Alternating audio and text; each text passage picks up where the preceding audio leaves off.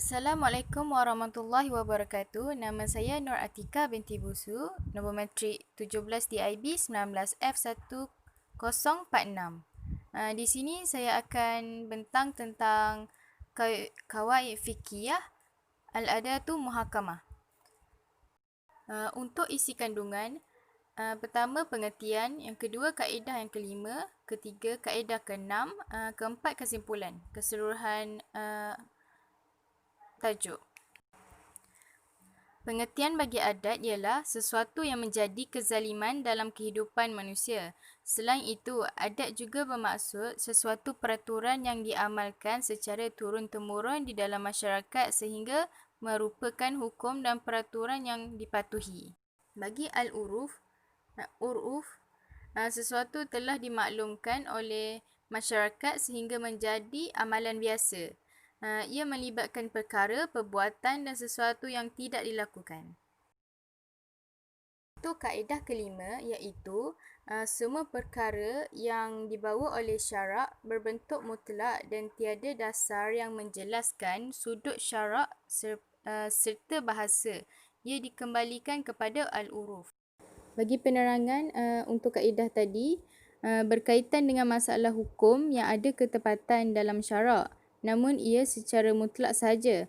Antara lain, tak ada penjelasan sudut atau tiada sebarang dalil yang menjelaskan juga tidak ada penjelasan dari sudut bahasa. Justeru itu, hendaklah dirujuk kepada al-adah atau dikembalikan kepada adat dalam perkara yang berkait dengan ciptaan fitrah seperti haid dan umur baligh. Contohnya, waktu yang paling awal gadis datang haid pada umur 9 tahun.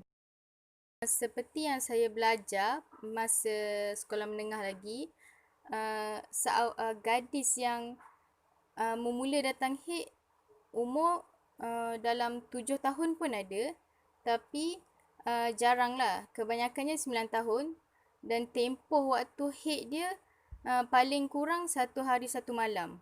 Itu paling sedikit. Yang paling banyak dalam 15 hari.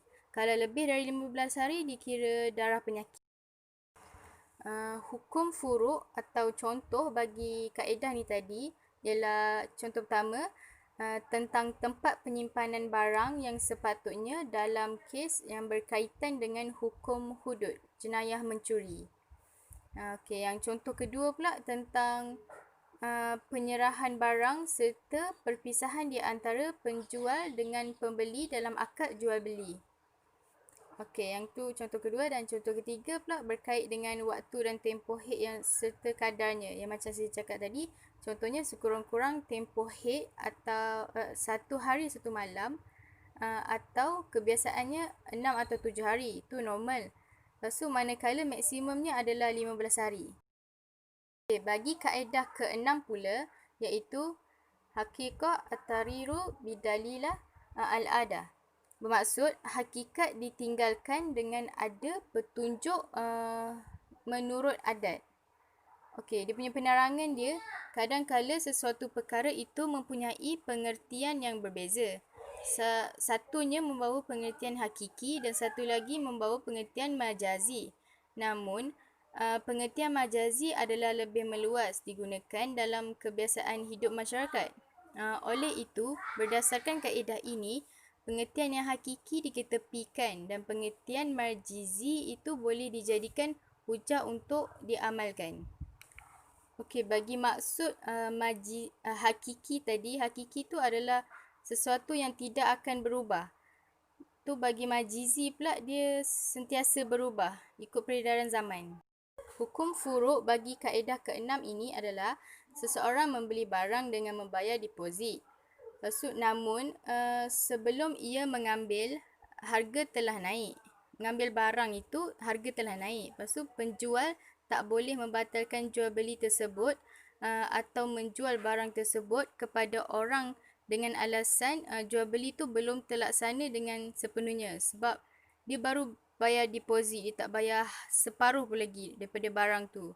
Lepas tu adat kebiasaannya ialah setelah dibayar sebahagian daripada jumlah harga barang, maka akad jualan telah pun dilaksana. Kesimpulan bagi tajuk Al-Adah Muhakamah iaitu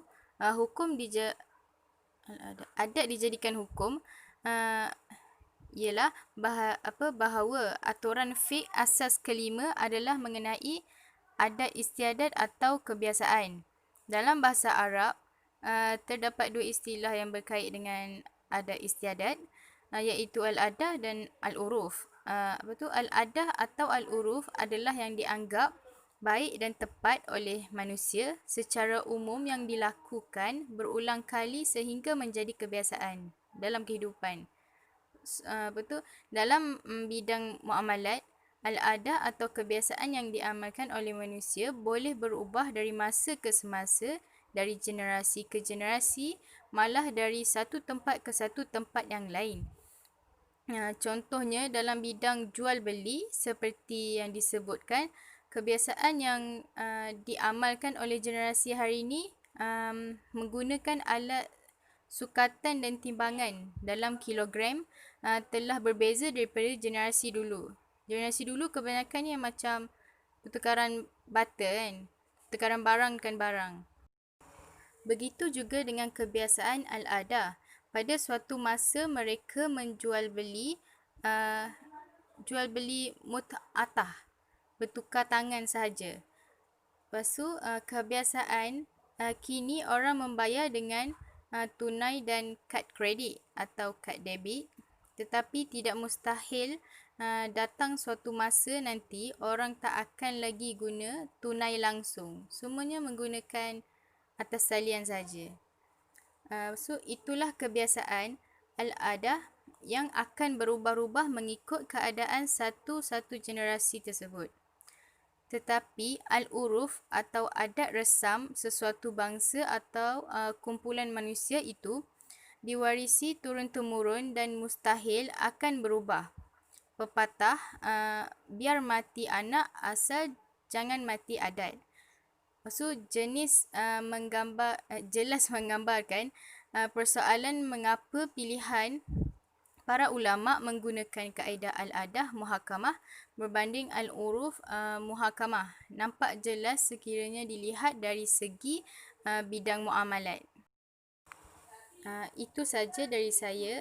Sekian, terima kasih.